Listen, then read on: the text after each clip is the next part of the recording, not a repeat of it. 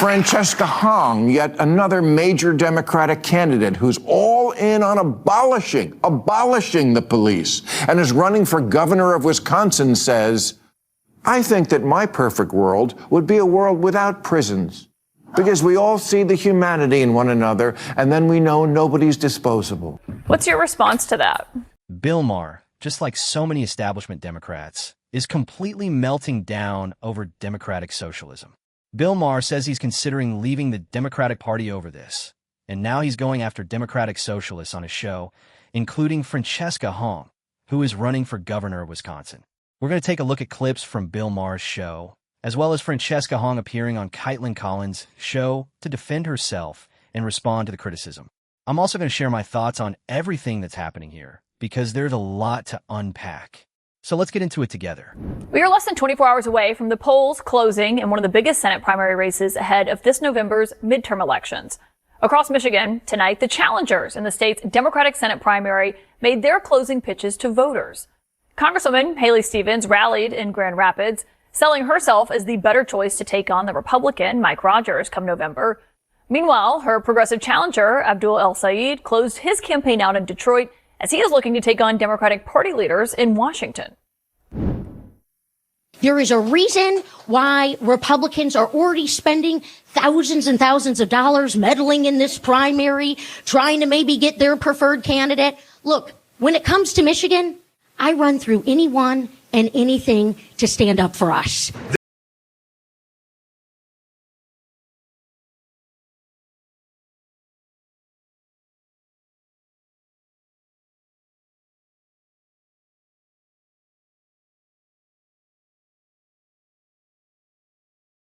Now, that race is not the only one that could define the Democratic Party's direction heading into this November, but also into 2028.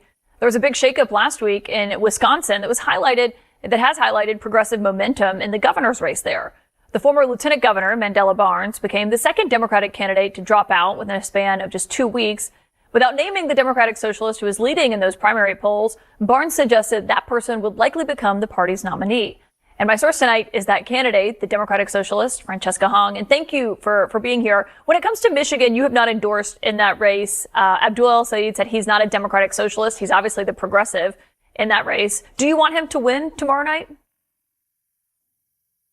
I think that Dr. Zayed represents the values of voters all across Michigan, especially when it comes to lowering healthcare costs and ensuring that people are having more money in their pockets. And so for me, seeing that momentum and his movement is incredibly encouraging, and I think his campaign has earned that excitement.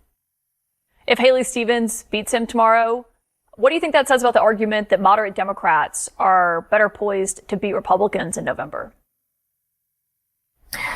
I think that a spirited primary is incredibly healthy for democracy, and if Haley Stevens were to win, that means that the voters came out to support their candidate. I mean, we want to make sure here in Wisconsin that this is an election that voters decide.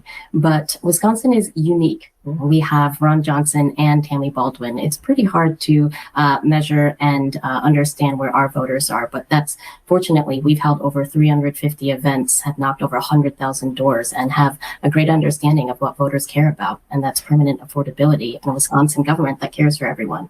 Well, I mean, I think that's an interesting point because as we've been watching, this trend from a political perspective, yes, a lot of Democratic Socialists have been winning in recent weeks and months in New York and Colorado. Your race is different. You're not running in deep blue turf. It is a true political battleground in Wisconsin. When voters might go to vote next weekend and look at this and say, well, the current governor hasn't endorsed you. He's endorsing the Democrat who's running against you. What's your argument for why voters should back you if the sitting governor in your party is not backing you? He also didn't support his lieutenant governor in this term or his former lieutenant governor. I think that Governor Evers has every right to decide to put the thumb on the scale. But I'd like to remind folks that this election belongs to the voters, and the candidates have to earn their vote, put in the work. Wisconsinites work hard. They work harder than most folks all across this country, and they deserve a candidate who is working just as hard to make sure that they can earn their vote. And talking about things they care about, a moratorium on AI data centers, taxing the ultra-wealthy, fully funding our schools, and free childcare. It's been an honor of my life to be able to run for governor, and I think that our campaign is showing that Wisconsinites are coming together over the issues and our shared values of care and hard work. In terms of Democratic Socialist, Bill Maher had some harsh words for your movement that you were part of, and that you pay dues in your state. I want you to listen to what he had to say about what he believes is happening inside the Democratic Party. Yes, my vote is in play. I'm not voting for anyone who thinks the wrong side won the Cold War or cheers for the Intifada like it's the World Cup. It's so ironic from the people who obsess about colonization. You know what's being colonized now? The Democratic Party. Francesca Hong, yet another major Democratic candidate who's all in on abolishing the police and is running for governor of Wisconsin, says, I think that my perfect world would be a world without prisons, because we all see the humanity in one another, and then we know nobody's disposable. Well, murder victims are. So, before we get into Francesca Hong's response to Bill Maher here, let's go back to that quote from her. Doesn't everybody think that a perfect world would be one without prisons? Wouldn't that be an ideal utopia?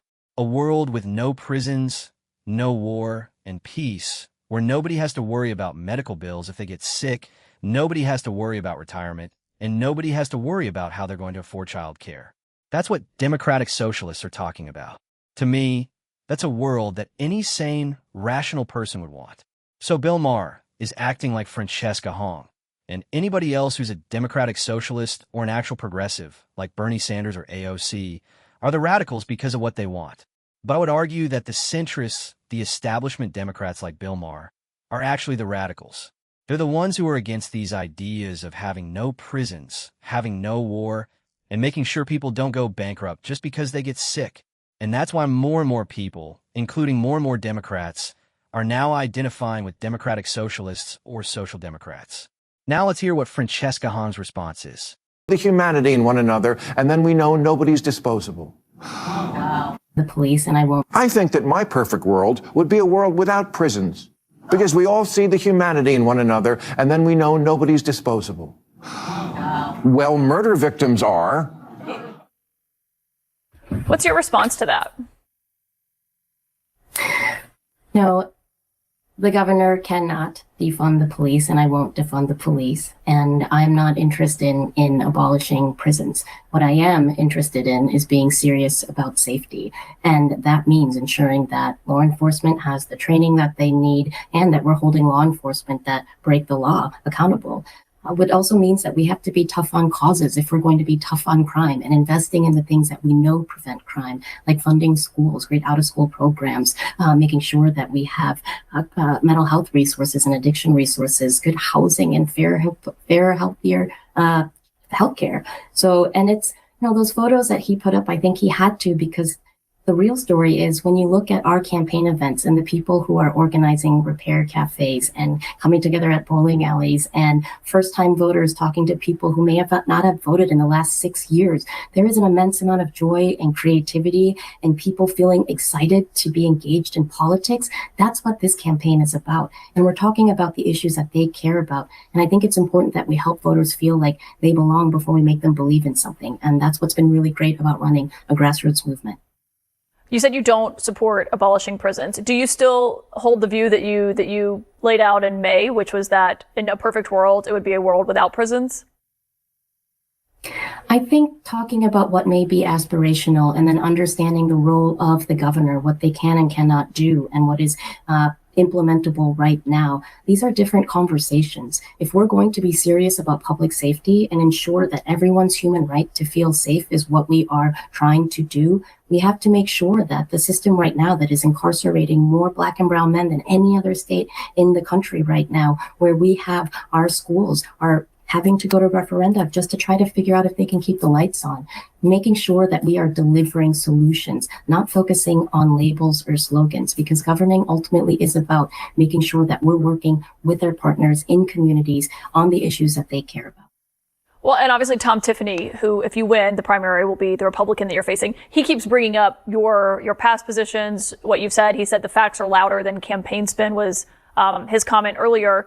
You have said you do not support the full platform of the national DSA and that you are not endorsed by DSA National. Which parts of the Democratic Socialist platform do you not support? I think looking at where the Senate is right now, abolishing the Senate when there's an opportunity for us to take that with Democratic majority is not practical. So I think that Democratic socialism to me is ultimately rooted in care and making sure that people have their needs met. It's about democracy, fairness, and human rights. I am one of the proudest Packers fans, our publicly owned NFL team. I think when I talk about potholes and making sure people pay their fair share of taxes so that we're able to fix the roads, invest in rural communities, and have fire and EMS services that are available regardless of where you live in Wisconsin. These are the things that I'm talking about, issues that voters care about. Tom Tiffany is having to go back to a lot of my old tweets because his actions and his resume, what he's done is defunded healthcare, ripped food share away from our children, supported a national abortion ban. And last time I checked, he still hasn't said who won the 2020 election. Being an election denier is an automatic disqualifier. So when you are the weakest candidate for the Republicans to put forth, it's likely that you're going to have to attack previous tweets of a candidate right now that's building a movement. So you do support the Senate, the Supreme Court, and prisons, the existence of prisons. Yes, I support all those things right now that are helping to ensure that there is public safety. But I do believe right now in our Supreme Court that we should be working to expand the court. So again, I don't see anything controversial about what she said there. These are all common sense ideas. Yes, prisons are a necessary evil. The military is a necessary evil. Wouldn't it be great to live in a world where we didn't need a military because there was peace everywhere? Everybody wants that. Any rational person, unless you're some kind of crazy warmonger, which considering some of Bill Maher's views, maybe he is, would want that. But it's kind of like saying, I wish we lived in a world where there was no money, where nobody had to earn money, and everybody could simply have everything they needed. Now, I understand that's not the world we live in, but if somebody said, wouldn't it be great if we never had to worry about money and all of our basic needs were taken care of? Would you respond by saying you're a radical? I mean, that's just wishing for something better. That's hoping for a kind of utopia while still understanding that, yes, money is the way our society functions. We live in a capitalist country, but that doesn't mean we can't have regulations in place to protect people from predatory corporations and things like that. That's not radical. That's not crazy. So when someone says, wouldn't it be great to live in a world without prisons, where we didn't have to lock people away and nobody committed crimes, that doesn't mean they're saying we should immediately get rid of every prison. Unfortunately, we need them because there are some situations where people do need to be incarcerated. And to me, that's exactly what Francesca Hong is saying here. There shouldn't be anything controversial about that. But Bill Maher and these other centrists, or even right-wing Democrats, along with Republicans, are turning it into fear-mongering. To me, what Francesca Hong is saying here to Caitlin Collins is a really strong rebuttal to the MAGA way of looking at things, where Donald Trump says, we can't have Medicare, we can't have Social Security, we can't have Medicaid, and we can't have child care because we have to fight wars and pay for wars. You don't have to be a Democratic Socialist to oppose that. Even some Republicans and MAGA voters are pushing back against those ideas. So let me know in the comments what you think about all of this. I want to play the entire thing so you could hear her actual words for yourself. Now, maybe she's lying. I don't know. But what she's saying there, to me, is simply common sense and a great pushback against what Bill Maher had to say. But let me know what you think about what Francesca Hong said to Caitlin Collins in response to Bill Maher. Do you think Bill Maher is overreacting and melting down the way I believe he is? In my opinion, there's so many more important things to worry about than somebody saying we shouldn't have prisons.